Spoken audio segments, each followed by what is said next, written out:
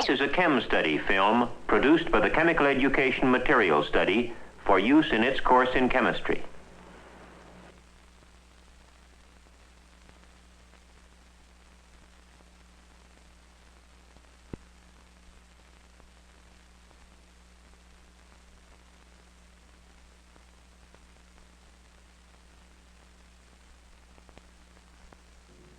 One of the most beautiful sights of nature is the rainbow. This lovely spectrum is familiar to us all. But it was only some 3 centuries ago that man first succeeded in producing his own spectrum, and not until the present century that we began to use it in chemistry as a tool in the study of molecules. Isaac Newton first used a prism to break up sunlight, and thus demonstrated that such white light could be separated into different colors which might be regarded as its components. If we are to use this tool in chemistry, we must understand the nature of light. Now, light has some properties characteristic of particles, and other properties characteristic of waves. For some phenomena, the model of particles, sometimes known as quanta or photons, is better. Other times, the model of a wave is more useful. The energy associated with a photon is equal to a constant, Planck's constant, h, times the frequency of the wave. We think of light as an electrical wave disturbance traveling through space. We know that the blue end of the spectrum corresponds to higher frequency and more energy per photon than light at the red end of the spectrum. We can think of this either in terms of the wavelength, which for the blue waves is 2/3 as long as for the red waves, or, much more usefully, in terms of the frequency with which wave crests go past a fixed point in space, which we can measure in cycles per second. Let's schematically count the cycles. Note the difference between the 2 counting rates.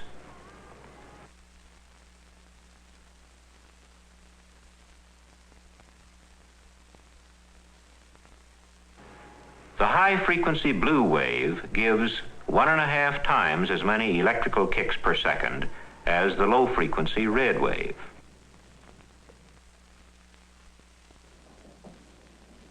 At the start of the last century, Herschel set up a spectrum just as Newton had done, except that instead of merely using his eye to examine the colors, he used a detector. To his surprise, the detector showed the presence of radiation even beyond the red end of the visible spectrum. Now, today we have more delicate detectors than Herschel had. We can easily show the presence of infrared radiation using an ordinary exposure meter.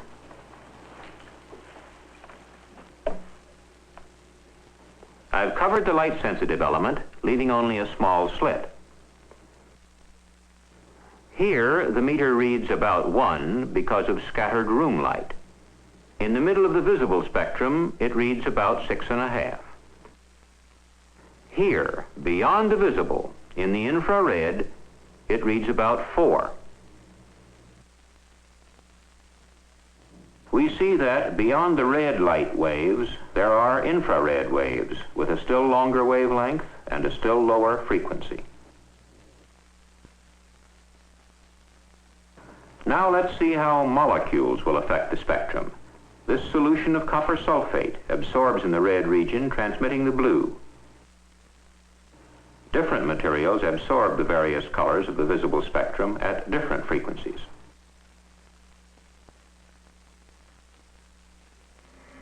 Here, we have a spectrometer which scans the infrared spectrum and draws a graph of the transmission of the sample in the infrared. In this spectrometer, the instrument runs through frequencies in the infrared range, around 10 to the 13th cycles per second.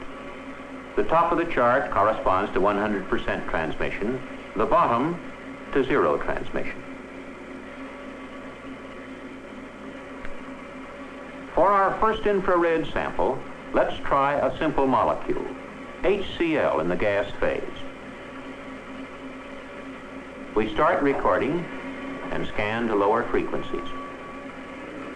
The HCl sample is transparent at all frequencies until we get to 8.67 times 10 to the 13th cycles per second, where the sample absorbs quite strongly.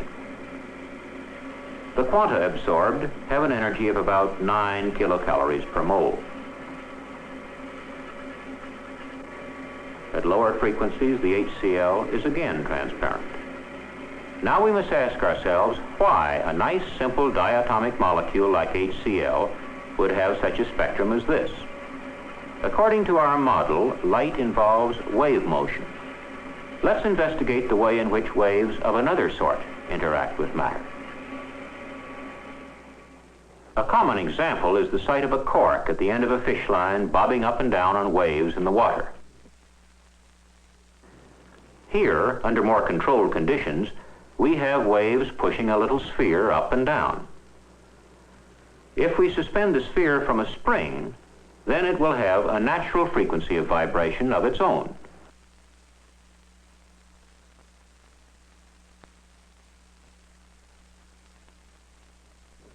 If the waves passing by the sphere push it up and down with this same natural frequency, there's a very strong interaction, and we get a considerable disturbance of the sphere.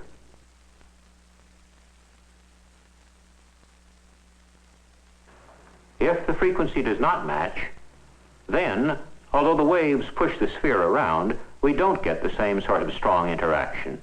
There is little absorption of energy by the sphere and spring from the waves going over it in the water. If we can show that molecules also have natural frequencies of vibration and can understand how light waves interact with them, then we can see why a molecule will absorb infrared radiation only at certain frequencies.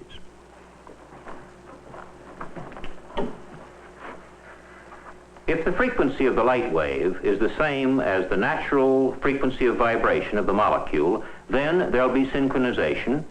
The molecule will absorb energy from the light wave, and the molecule will vibrate more and more vigorously. Now, the way in which the light wave lays hands on the molecule has to do with the fact that the light wave is accompanied by an oscillating electrical field, while the molecule has different electrical charges on its different atoms.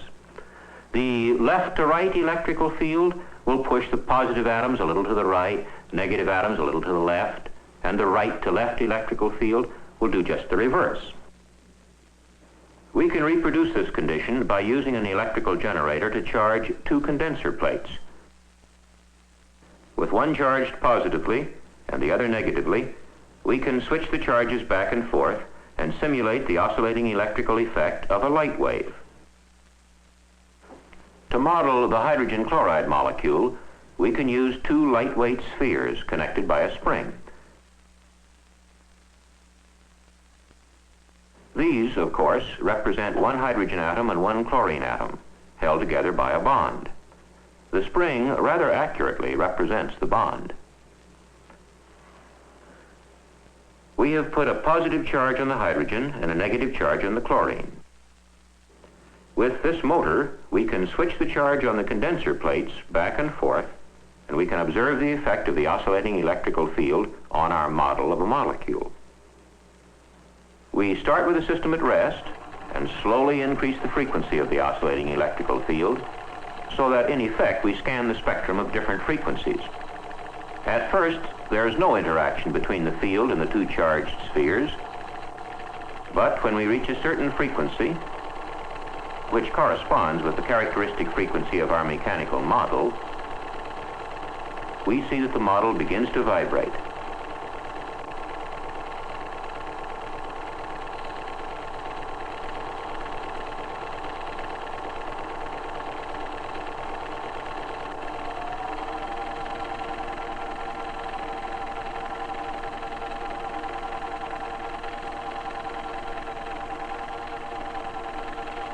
Its vibrational energy is derived from the oscillating electrical field. We'll slow this down a moment to compare it with a molecule interacting with the oscillating electrical field of a light wave. They will interact strongly when the frequency of the light wave is the same as the natural frequency of the molecule. But if we increase the frequency still more so that we exceed the characteristic frequency of the system, we find that again there is no interaction. The energy of the wave is not absorbed. Because of frictional losses, the model quickly comes to rest. In the case of a real molecule, its energy wouldn't change. Now we've seen how a diatomic molecule produces its typical infrared vibrational spectrum. Let's go on and consider what happens in the case of polyatomic molecules. We can learn something about their vibrations by the use of a model of the carbon dioxide molecule. The center sphere represents the carbon atom, and the oxygen atoms are on each side. These are all connected in a line by bonds, which we've again represented by springs. Let's see how this model of a carbon dioxide molecule vibrates in its own particular way, just what sort of natural frequencies it has. We activate the model by using a motor-driven eccentric, which is coupled to the molecule by a very loose spring. Of course, if this were a real molecule, it would be pushed on by the oscillating electrical field of the light wave, just as we saw in the case of the HCl molecule. As we attempt to excite vibration very slowly at first, you can see how the molecule flops around rather loosely, but doesn't really fall into any organized, repeating pattern of vibration. When we slowly increase the frequency, we reach a point where the vibration of the molecule falls into a nice characteristic pattern called a normal mode. The molecule has reached one of its natural frequencies of vibration.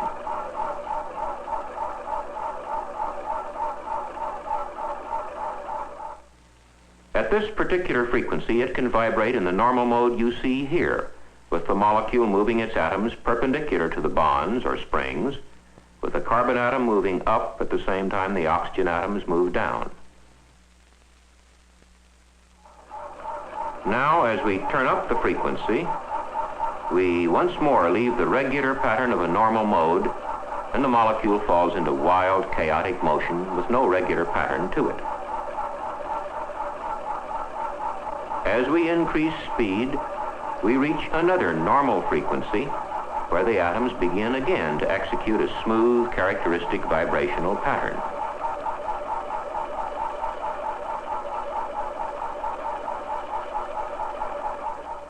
We note that at this frequency, the molecule has its atoms moving along the line of the bonds in a nice symmetrical fashion, with the two oxygen atoms breathing in and out, and the carbon atom staying fairly still.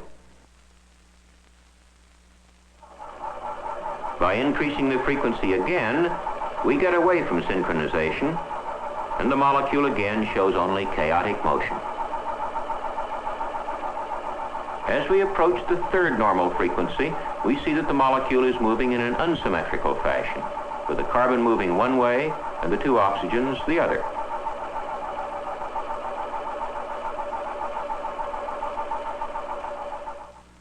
We would find the same three characteristic types of motion in the actual carbon dioxide molecule. It would move like this at a frequency of 7.05 times 10 to the 13th cycles per second, the highest natural frequency of vibration. Like this at 4.16 times 10 to the 13th cycles per second. And like this at 2.00 times 10 to the 13th cycles per second, the lowest natural frequency. These three frequencies are all the components we would find in any vibrations of carbon dioxide, and any motions can be analyzed in terms of these three characteristic patterns. Now we've seen that CO2 has this motion, this motion, and this motion. Any polyatomic molecule has a finite number of such characteristic patterns, each with its own definite characteristic frequency.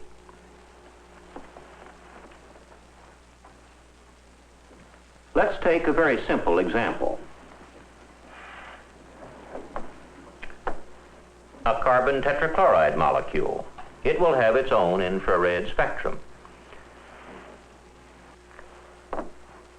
A chloroform molecule, which differs from the carbon tetrachloride only in that one of the chlorine atoms has been replaced by a hydrogen atom, will have a significantly different infrared spectrum.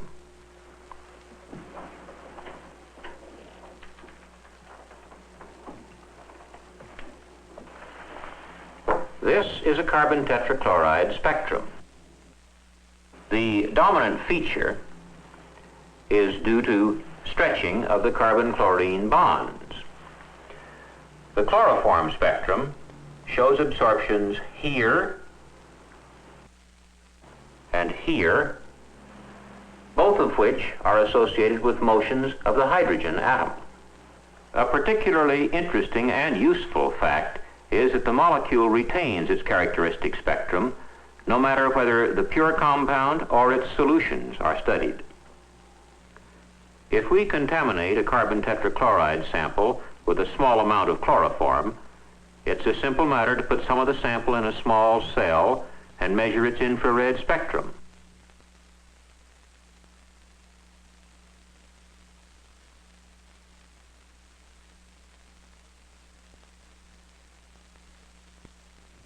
The spectrum of the mixture will show not only the characteristic features of the predominant carbon tetrachloride, but also those of chloroform.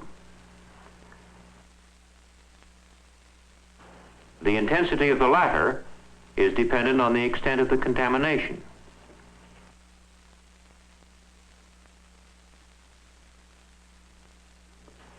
These three strong characteristic frequencies of chloroform show up nicely here, here, and here, clearly revealing its presence in the carbon tetrachloride.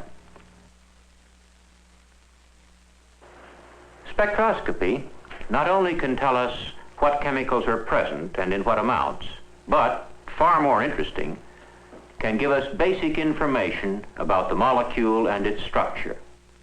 Let's return to our HCl molecule. Now, what about absorption by HCl in other regions of the spectrum? Way back in 1925, Cherney found that HCl gives a characteristic absorption pattern at very low frequencies in the infrared. These regularly spaced absorption frequencies are much too low to be interpreted as vibrations. But a great deal of work since 1925 has established that these absorptions are associated with rotational motions of the molecule. We've seen why the vibrational spectrum of a diatomic molecule contains only a limited number of features, for the light must be absorbed in quanta corresponding to the natural vibrational frequency of the molecule. But there is no such natural frequency of rotation easily pictured. We must apply quantum theory to the model of a diatomic molecule in order to understand the arrangement of rotational energy levels. We can picture them as a staircase. The height of the first step is different for every diatomic molecule, depending on the masses and the bond lengths of the particular molecule. The height of the second step is always twice the height of the first step. The height of the third step is 3 times that of the first, and so on, increasing regularly as we go up. The molecules in higher energy levels rotate faster than those in lower levels. We can explain the regularly spaced rotational spectrum if we use the simple rule that the molecule can jump only 1 step at a time. For HCl, the first step has a height of about 60 calories per mole, 60 small calories. It's a very little step indeed, and when the molecule makes the jump, we get absorption at 60 times 10 to the 10th cycles per second, a very low frequency, 1,000 times slower than that of the vibrational spectrum. The next step is 120 calories per mole. This time we get absorption at 120 times 10 to the 10th cycles per second, and so on up the staircase. The importance of the rotational spectrum to the chemist lies in the fact that it's possible to calculate the length of the hydrogen-chlorine bond from the frequencies of the absorption lines. From this particular spectrum, the length of the HCl bond is calculated to be 1.275 times 10 to the minus 8th centimeters. Although we've talked mainly about very simple molecules, the spectra of more complex molecules can be interpreted in a similar way and yields valuable information about the length and the springiness of chemical bonds. We cannot see the actual molecules with the naked eye or even with a microscope, but through spectroscopy, we can get detailed information about the position of the atoms in the molecule and the forces that hold them together. Molecular spectroscopy is the key to an understanding of molecular structure, and a knowledge of molecular structure is the key to modern chemistry.